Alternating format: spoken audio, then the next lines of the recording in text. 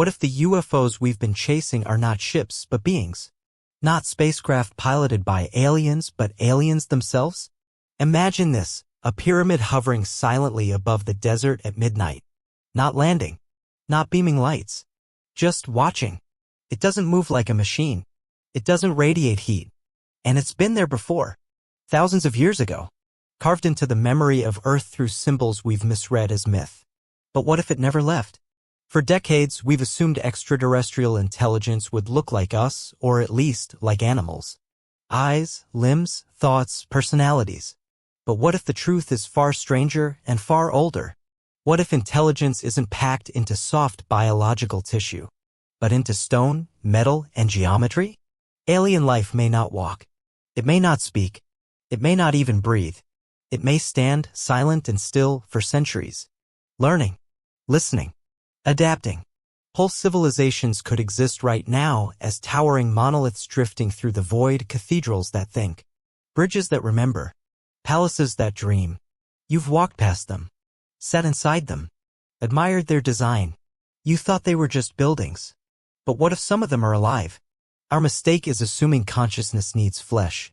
We define intelligence by our own blueprint, neurons, brains, behavior. But nature doesn't obey human expectations. Intelligence may exist in forms so foreign, so immobile, that we would never recognize them as alive. A single particle of their structure might hold more data than our entire digital history.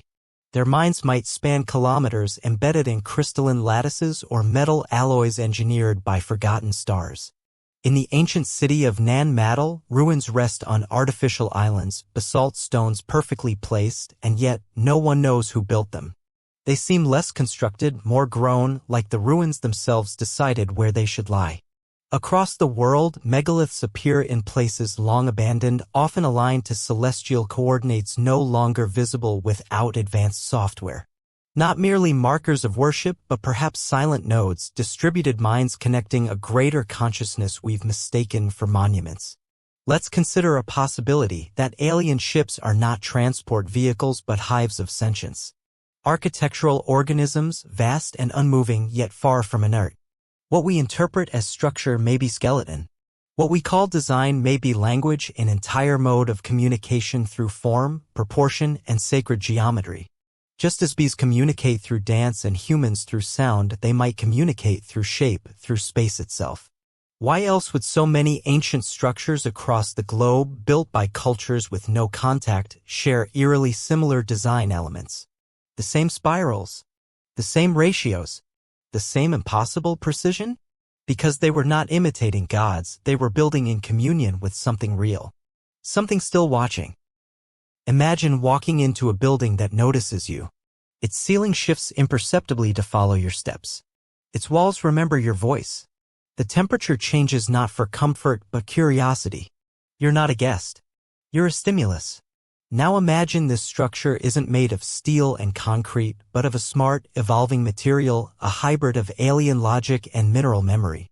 It's not reacting to you like a robot. It's thinking about you. Measuring your heartbeat, comparing your pheromones to data stored for eons. And in its quiet, monumental way, it judges. In 1991, a Soviet research team exploring a remote part of Siberia recorded unexplained seismic resonance beneath a formation of stone pillars. No signs of hollow chambers, no tectonic cause, just vibration, rhythmic and unprovoked. As if the stone itself were humming.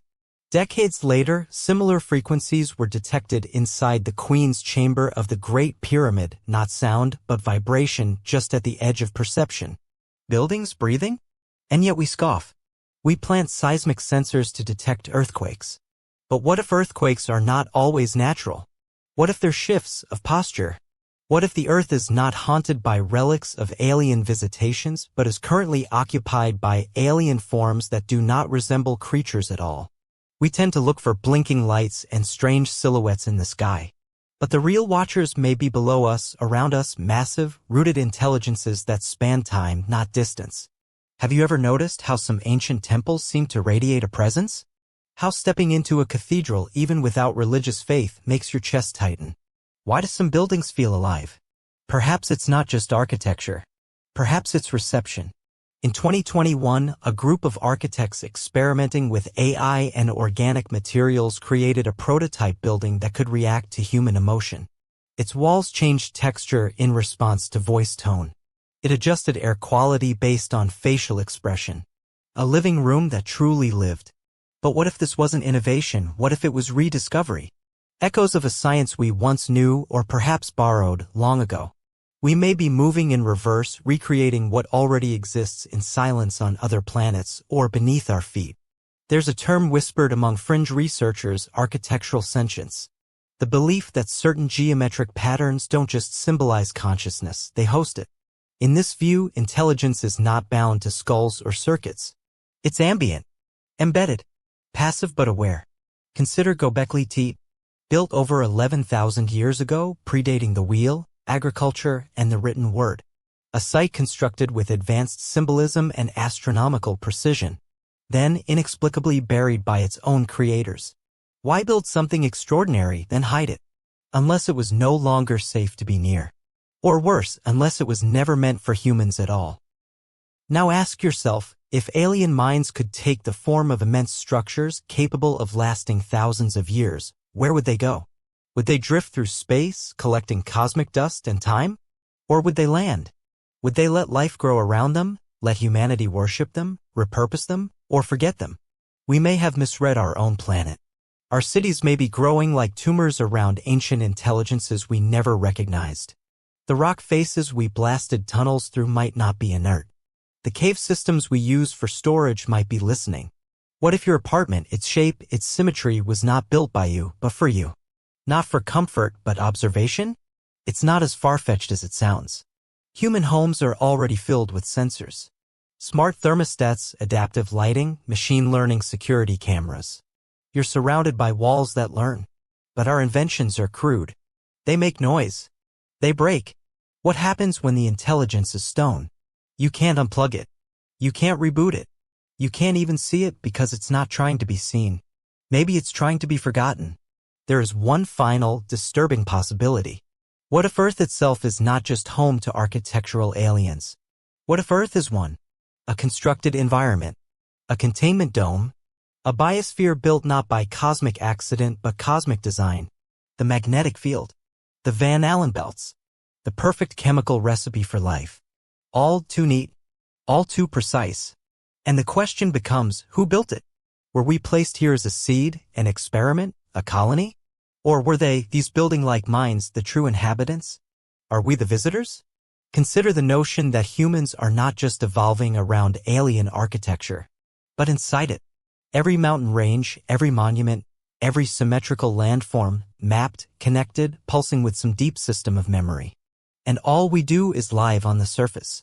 Like bacteria on the skin of a sleeping god.